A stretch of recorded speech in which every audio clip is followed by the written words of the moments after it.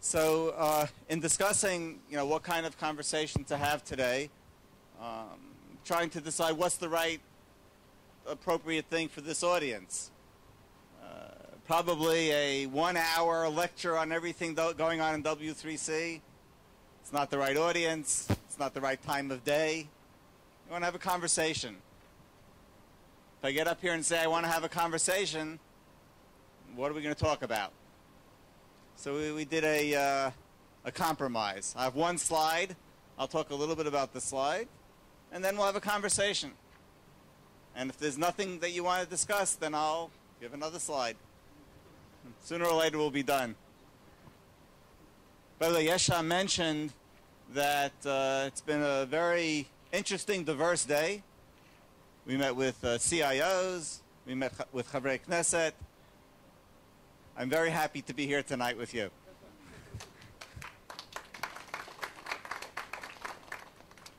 So we've been using the web for 20 years. Works pretty well. What do you think? Are we done? Or is there more to do? What do you think?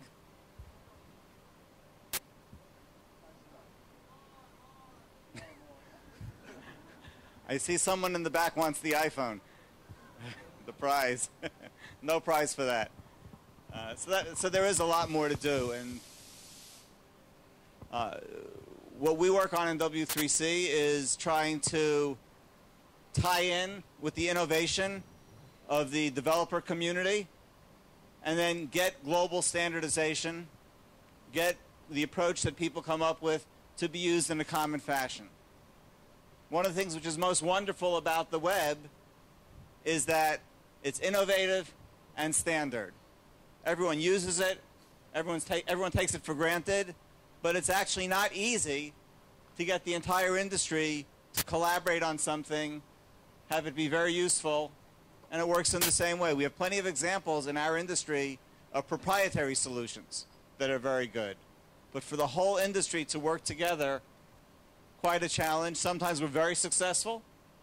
We identify a problem early, and we bring it to standardization early. Sometimes, frankly, we're less successful. There's a lot of innovation. Proprietary solutions get out there before we realize that it needs to be a standard. And Yesha mentioned earlier, one of the imperatives that we have in W3C today is a much stronger reaching out to the developer community. That's where the innovation comes from. And we need to bring that into our efforts so that way we get rapid standardization. So you already gave the right answer. There's a lot more innovation to come. And in one chart,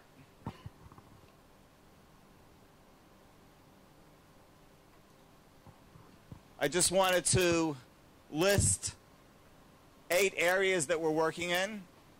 And it's not surprising that there are a lot of areas because the web is the application platform for the industry, reaching all the way to the most sophisticated applications, such as Tetris running on the iPhone.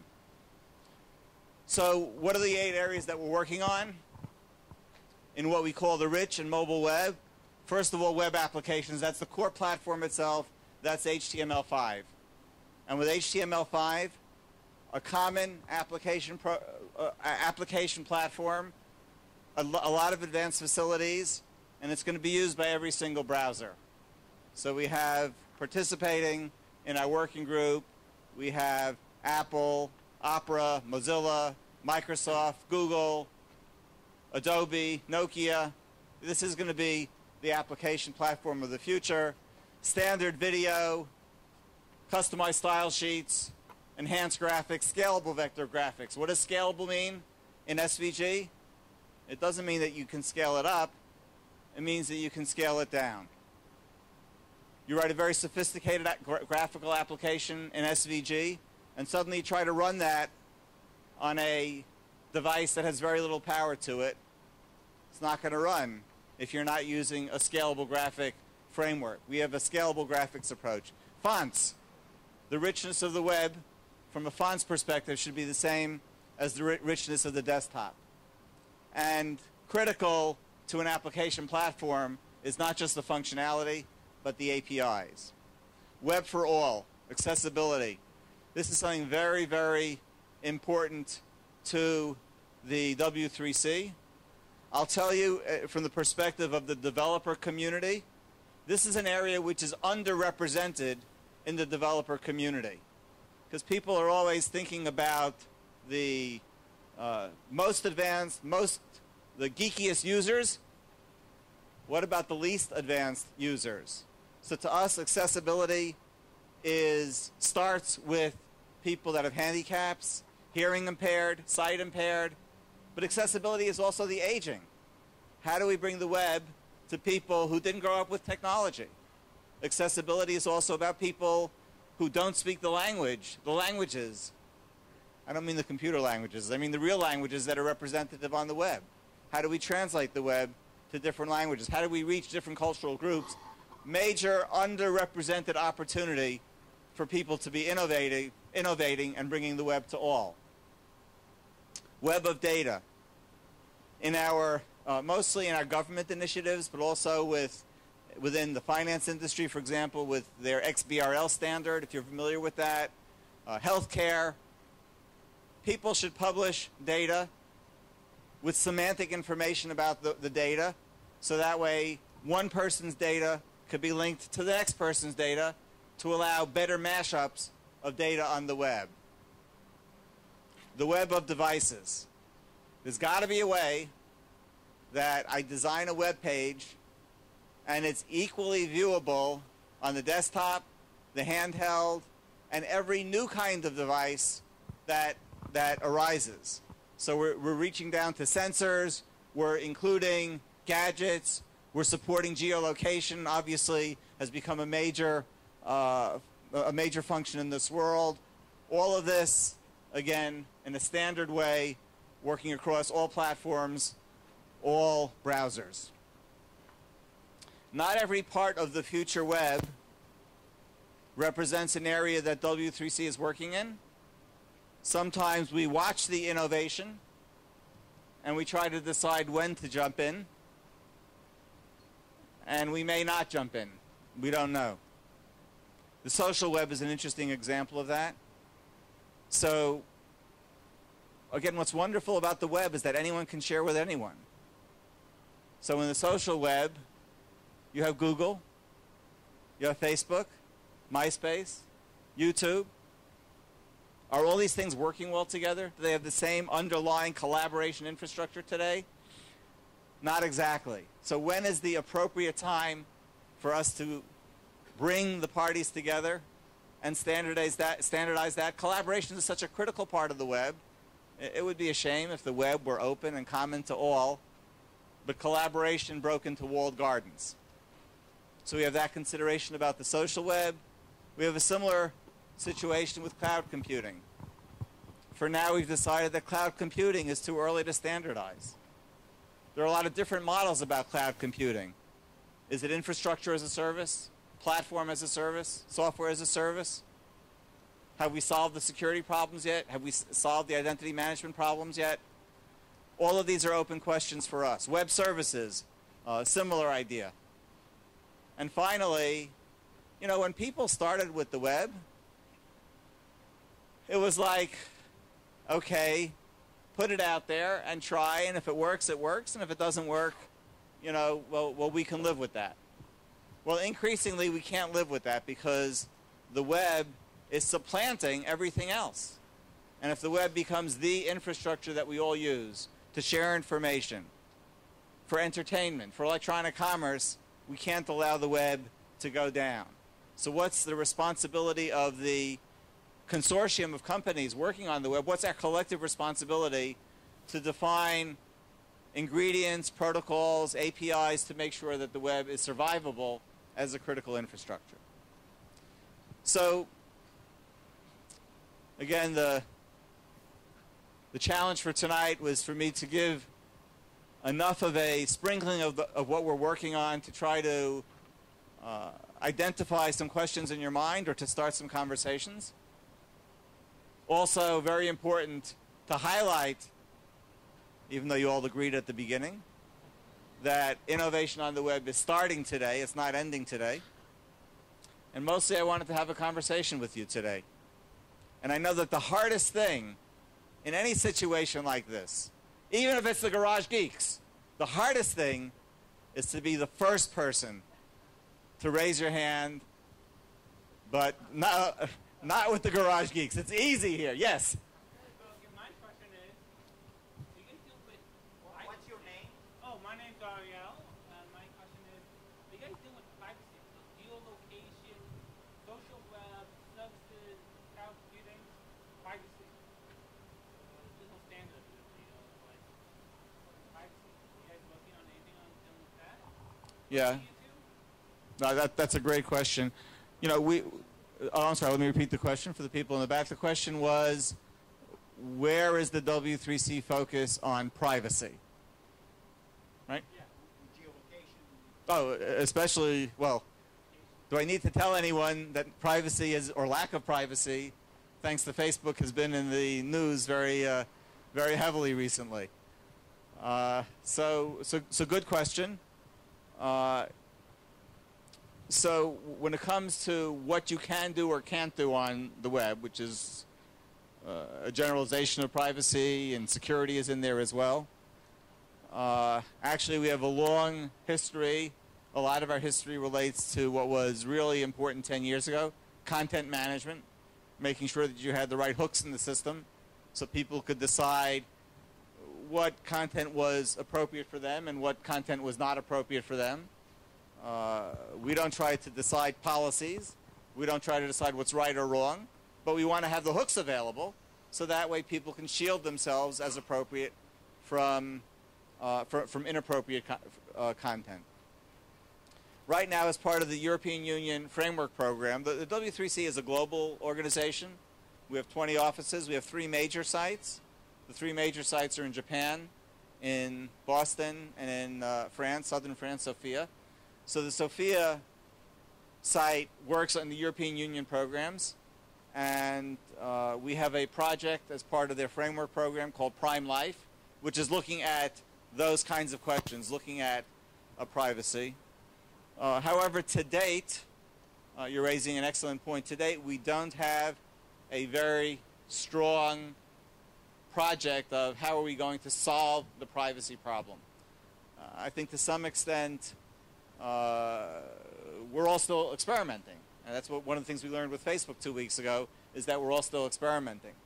But when I said earlier that for the social web, that's like on our watch list. That's on, in the U.S., it's called the on-deck circle. Baseball.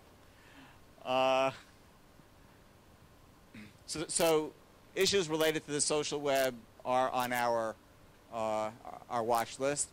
And the reality is that, you know, we're never going to try to standardize every single interface, every single wall, every single aspect of the social web. There's going to be lots of room for proprietary innovation for people to do what they want.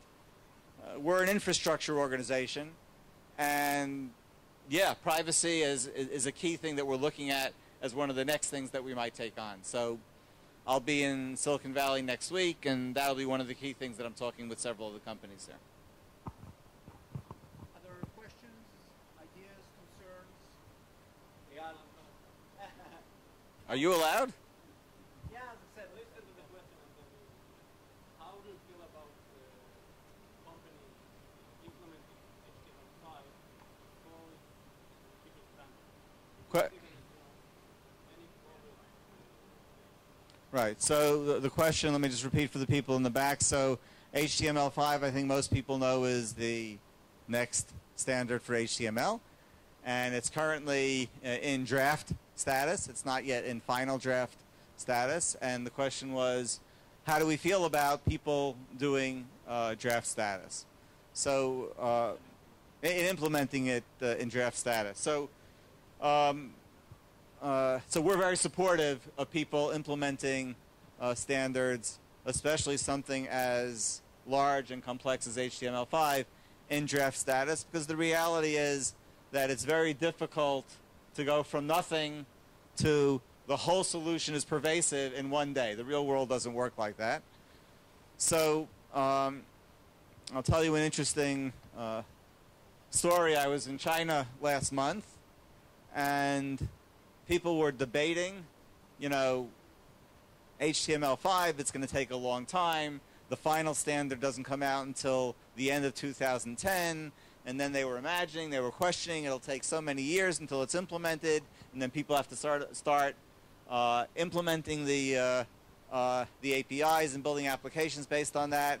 Jeff, isn't this going to take too long? Was their question. It's a good question.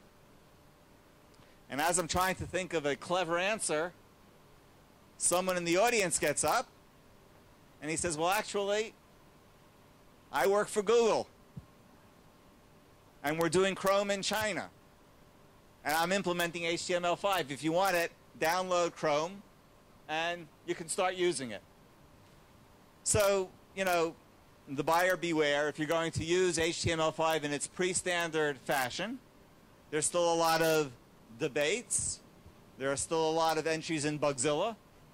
And so your next release will have to fix all of that. But that's nothing new in software, right? So we're very supportive.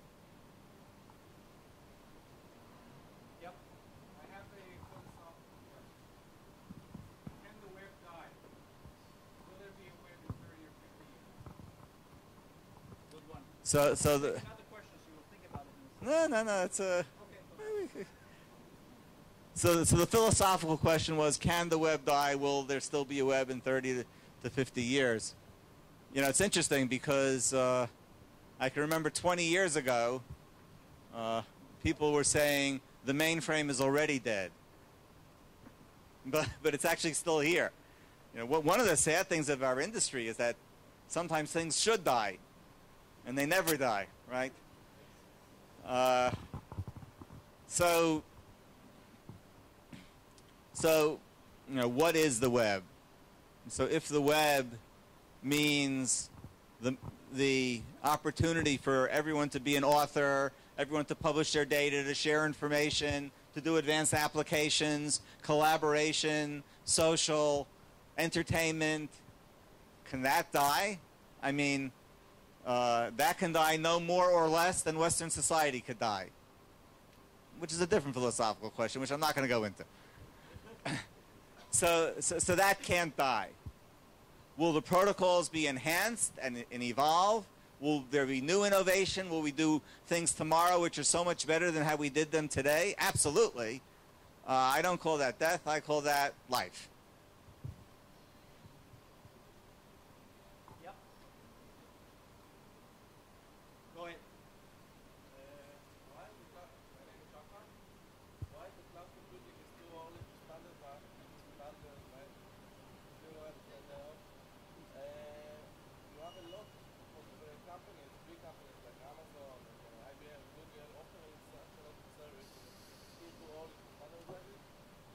So, Shaka, what's your name? Well, I asked a very fair, challenging question. Cloud computing is pretty popular, so we should go ahead and standardize it because it is being used. It's being used all over the place. You know, I have sympathy to what you're saying. The things are here on our on-deck circle for a very good reason, because we're thinking about, is it time yet? Yesha wants me to put virtual worlds on my list as well. He'll be happy to stay or come back a different month and tell you about the great work that he's doing in virtual worlds. So let me explain a little bit more what I mean. It's not that cloud computing is immature. The challenge that we see with cloud computing is that there are many different models for cloud computing, many different ways. Are you trying to use the cloud to get more processing power? Are you trying to use the cloud to automate your sales force? Are you concerned with security? Are you concerned with identity management? Are you ready to build applications specifically to the cloud, or are you just trying, or are you trying to build a whole new platform as the cloud?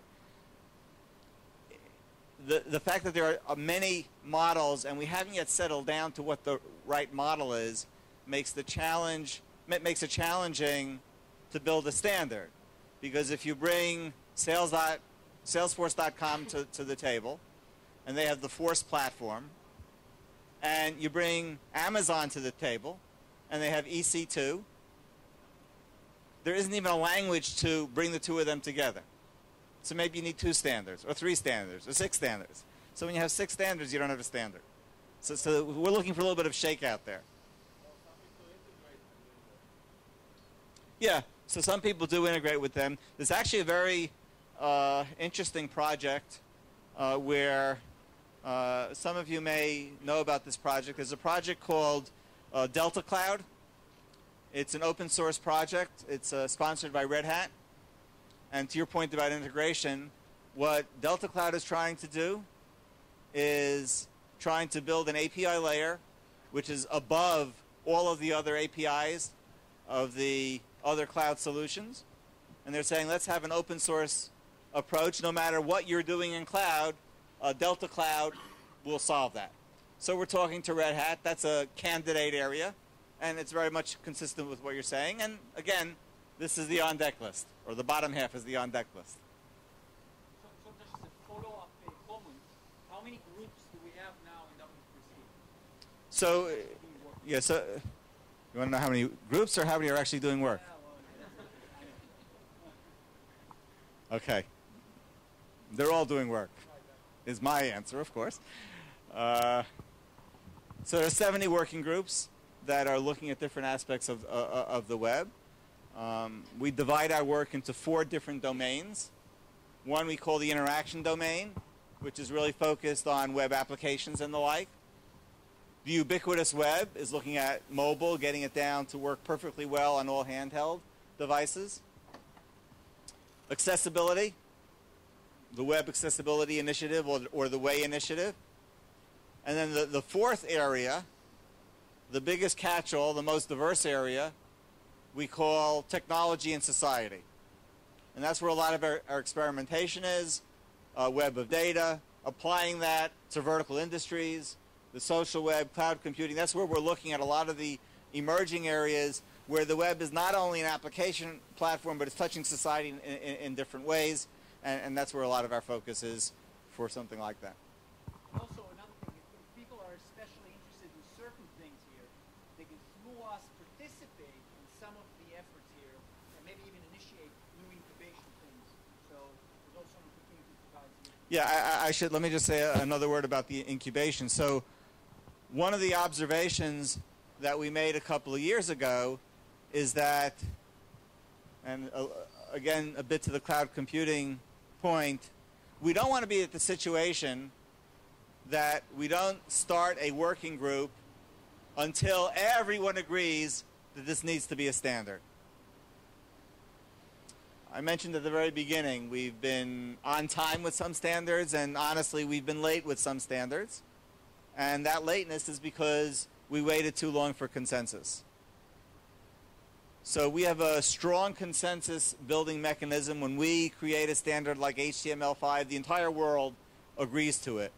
We said we need a more agile approach. We call it XG, or incubation standards, where we don't get the whole world to agree to something. We get a few companies to bring a proposal to a semi-standard level. And that way, after a year of work, it's almost ready for standard. If the group that proposed it was right, then we have a much faster track to full rec level, recommendation level standardization. And if they were wrong and it was one of the great ideas that didn't quite make it, then we spent a year doing a little bit of work and we put it on the shelf. Yes? Question about the relation between you and other standard bodies, like ETSI, for instance. Is there any distinguished definition or thing which you could go for? Right, so the question was our relationship with other standards organizations. ETSI was mentioned as one example. A lot of people also ask about our relationship with IETF. IETF typically does the internet level, the communication level, and we're more at the web application level. OASIS, ISO, the formal standards organization. So the truth is that the relationship between all the different standards organizations is a mess and needs to be fixed. In the past couple of months, I've been talking to ISO. I had a meeting in Sofia with ETSI. I've been talking to the EU. It's something that we would like to improve the situation. But one thing I think is generally accepted, which is that when it comes to web standards, W3C is the organization that's defining the web. Just another comment. You know, my name is Alex Schmee, and I'm dealing mainly with European funded projects. And right now we are applying for a standard with ETSI, and that was the reason for my question. It took us time, you know, to get in, and looks like we are already in the process. But have you, and one other thing to mention, there is right now a big project with European Union Future Internet. Right. So further reflection on the importance of ETSI and framework programs. The ETSI office in Sofia is about a 2-minute walk from our office in Sofia. So we're pretty close to them. ETSI's done a remarkable job with standards like GSM. And people who want to be working on things that ETSI is saying grace over, that's fine. We support that. Again, for the web, we also participate in the framework programs, and W3C is usually the go-to organization for that.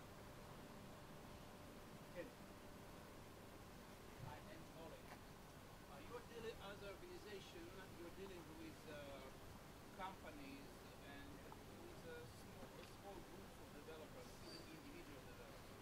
Right now, we are well behind the Internet Explorer 5 and 6 era, when the importance of web start casual development was very high. But still, other need for case studies, like how do I sell the need for using your standards? How individual developers, small companies, how can they sell the standards to their customers? Right. I'm not talking about large companies when you have 2 or 3 about GSM standards or Right. So the question is how do smaller companies, smaller developers, generalize the question a little bit, interact with W3C and also sell the W3 standards to the customers. So first of all, in terms of interacting with W3C, we have a number of things that we do already, and we're going to be doing more. So some of the things that we do already, our standards are all freely available, downloadable off of our website, so anyone can get access to it. Generally speaking, our working groups are involved, for the most part, I would say employees of our member companies, but we have a notion of an invited expert, and probably at least 30% of the total participants are invited experts. These are people who are not part of W3C companies, very often developers. They can participate in that.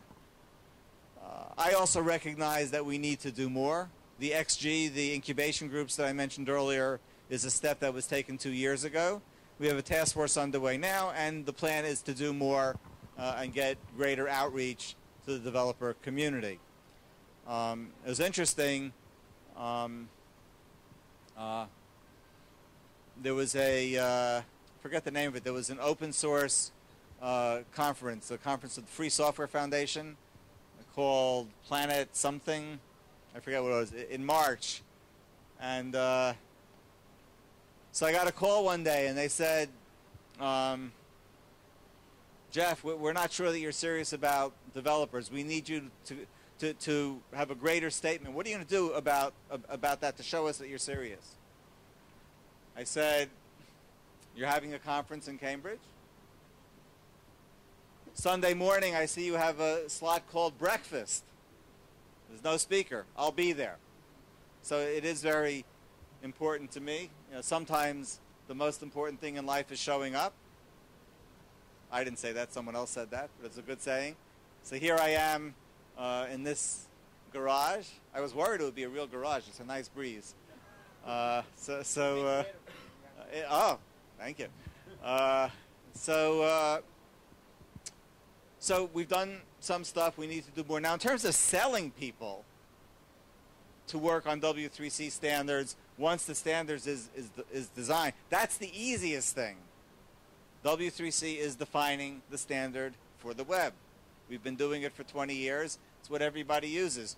If people want to build something on an incompatible standard, it'll work for a couple of years. But then you're going to end up wanting to revise it and make it consistent with what everyone else is using. Follow-up question. Sorry, let me clarify a bit. Very simple example.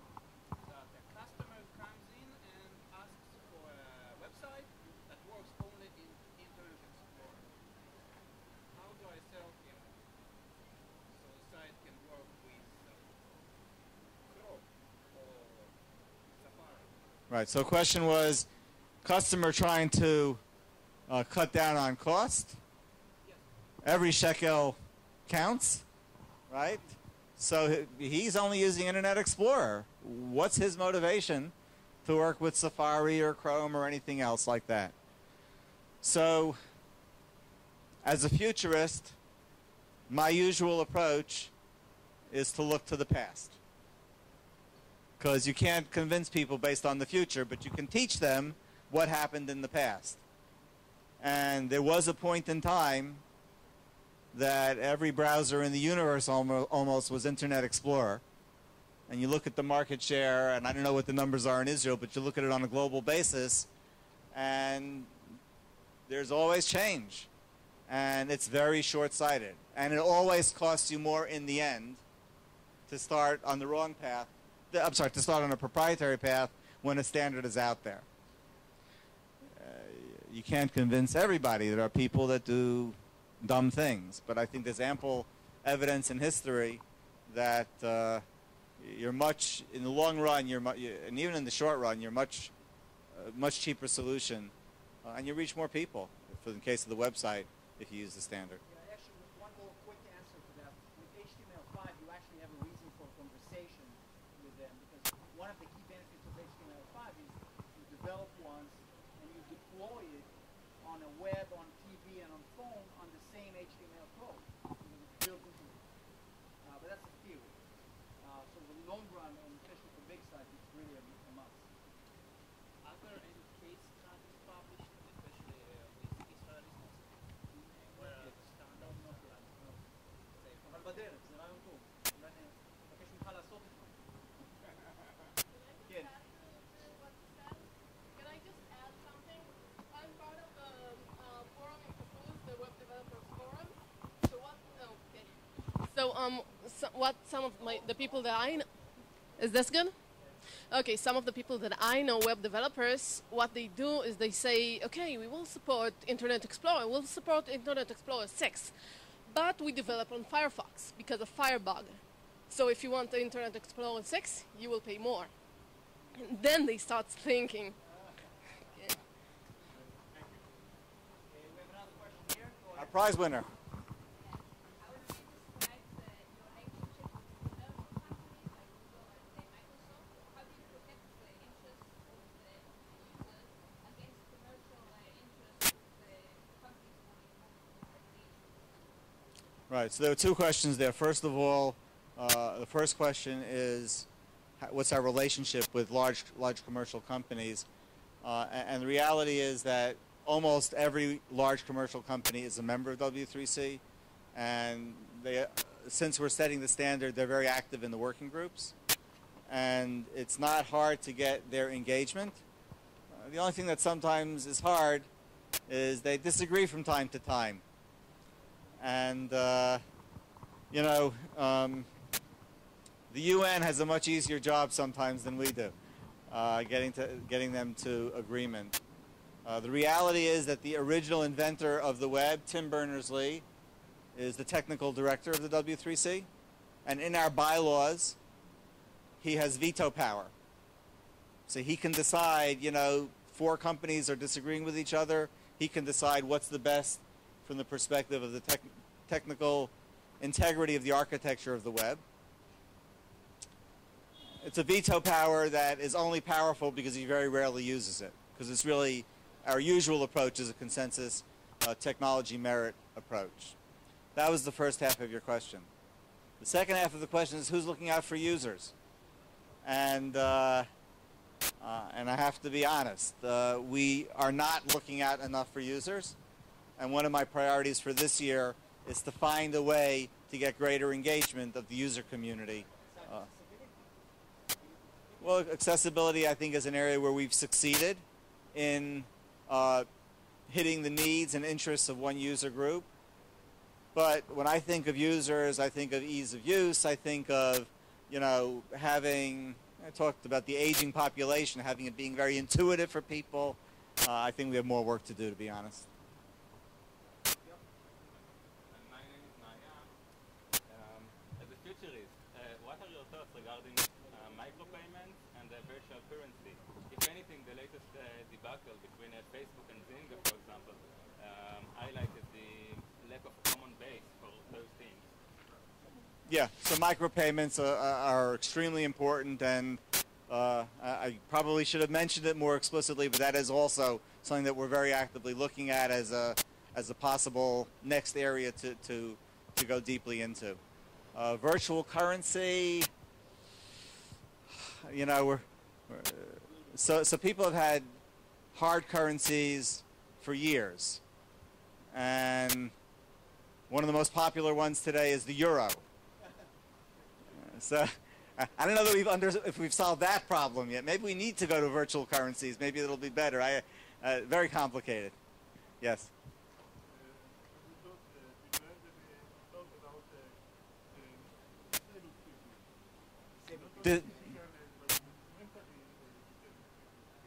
So in terms of mental disabilities, which of course is a wide range of different things, ranging from people who are highly functional but have specific issues to people who are unfortunately unable to, not a major focus today. It's a good topic. It's probably something that would be worthwhile to start one of these incubation groups, to start some conversations about it. I think it would be pretty interesting to do that.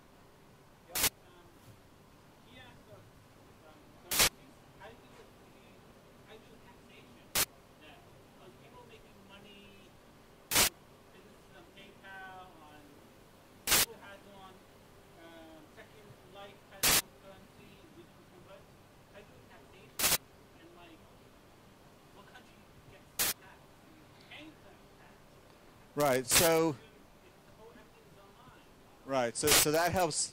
So taxation. The question was about taxation, online taxation. Who gets to collect the tax on virtual currencies, or actually you could ask about hard currencies as well.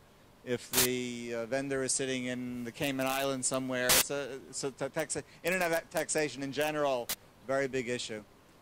So one of the things that makes us successful is that we know where to stop. So we're not a government. We don't set policies. We don't decide the law. We don't decide who is legally entitled to this or that kind of taxation. We set technical standards.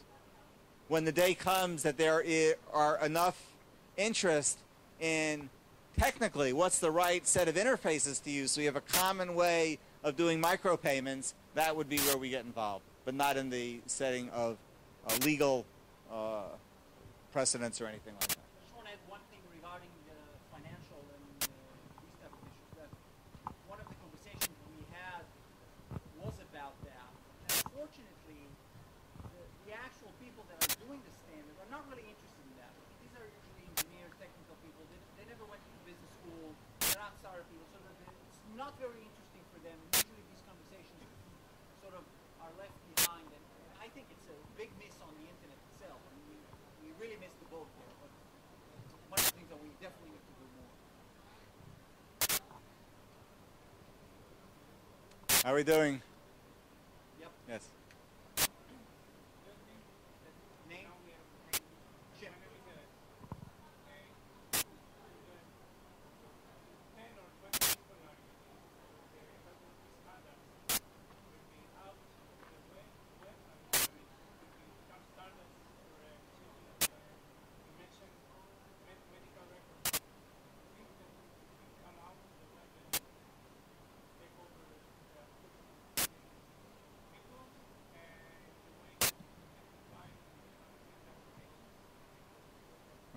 That, Standard, for example. And just add the semantic web into it. Yeah. Yes. For example, there is a standard for medical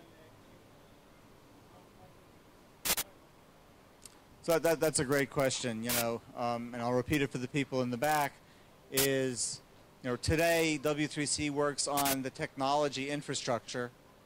What about application standards, medical records being an example that was given? So, there are different kinds of applications. One family of what I would call horizontal applications, applications that apply to every industry, is the whole social web. And then there are vertical applications, applications that apply to individual industries, medical, energy, the whole e-government that we talked about earlier. Those are all examples. So we debate this all the time. I think that we will too much lose our focus if we go too far astray, because we're not medical experts, and we're not experts in how to represent financial data. We can give advice on how people should semantically represent data in general, but the best way for a company to represent its profit and loss on their 10Q is not really what we do. What are the right applications to prevent oil spills in the Gulf of Mexico? That's not us. On the other hand, we need to participate because maybe there's some commonality of different applications. Maybe for the social web, there are certain key issues like privacy, which are more infrastructure in nature. So there's a boundary line there between the infrastructure and the application. The history of computing is that the boundary line doesn't stay in one place. It moves up over time. But I don't foresee 10, 20 years where we're doing applications as a major focus. I think that would just be too defocusing. Yes? How does the W3C relate to the interests of third world countries? They probably have different devices. They use the web differently, different internet connections. Rural China or rural India or somewhere rural Africa. Right. So the question was W3C. What do we do with the world in general, with the third world, people that have less access to technology? So the banner is web for all. So our objective is getting a web everywhere. Last month I traveled to India and China. The poverty is there. The challenges are different. Multiple languages, illiteracy, and we look at technical standards for those areas as well. So that's very much within our technical agenda. The reality is that when it comes to the third world, most of the problems are not technical. A lot of them are just the overall climate.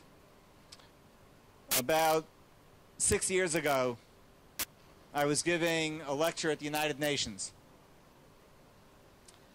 And I was asked to talk about what technologies would help leapfrog a third world nation into being a more successful country. So I gave a talk about wireless communications. Fiber optics takes a lot of expense, but you can leapfrog that with wireless. A lot of countries, India, it's very popular. I was at the UN, so I took an opportunity to talk about the great work that Israel was doing in wireless communications, always a favorite topic of mine. And I finished giving this brilliant lecture, and it was time for the questions. And the delegate from Cameroon raised his hand and said, Dr. Jaffe, I liked your lecture. Wireless technology sounds very good. I talked a little bit about nanotechnology. I threw that in as well. Sounds wonderful, brilliant. I liked it. Very good lecture. We don't have electricity. So W3C has a sister organization called the Web Foundation. And the Web Foundation looks for people to donate money to work on some of the non-technical aspects, and sometimes it spills over, and they work with us also on the technology side as well. So there are many issues, and they're not all technical in nature. Yes?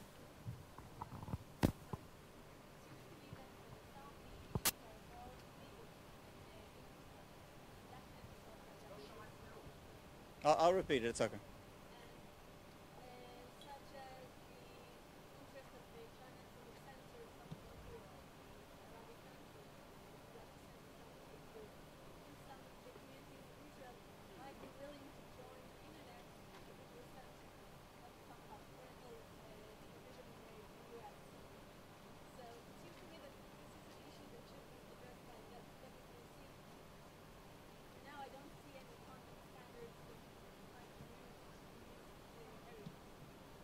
Right. So the question was, gee, when you talk about web access, as much as W3C wants to work on the technical problems, there are a lot of legal issues. Certain countries have censorship. And how could you possibly have a web for all if countries can censor? You know, if the Great Firewall can stop people from getting access to information on the web, shouldn't W3C step up to get involved in that as well? Again, I appreciate the sympathy and the thought. We have to be realistic about what we can do as a relatively small organization. I misunderstood the question.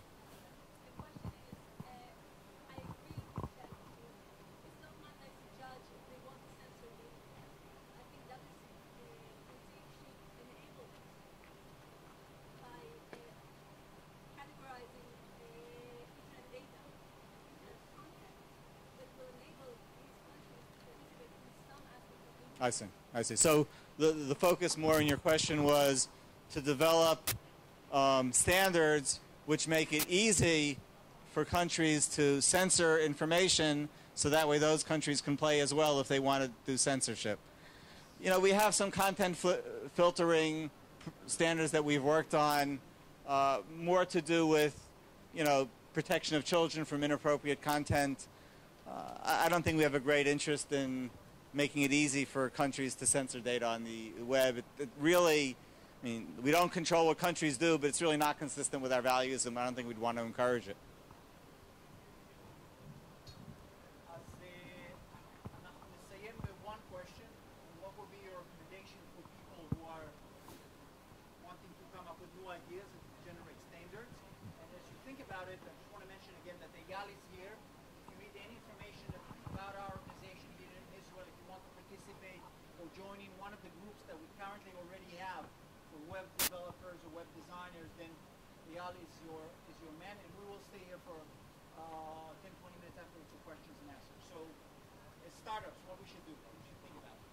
Right. Well, I think that the question came up several times. Gee, it looks kind of easy for large companies to be involved.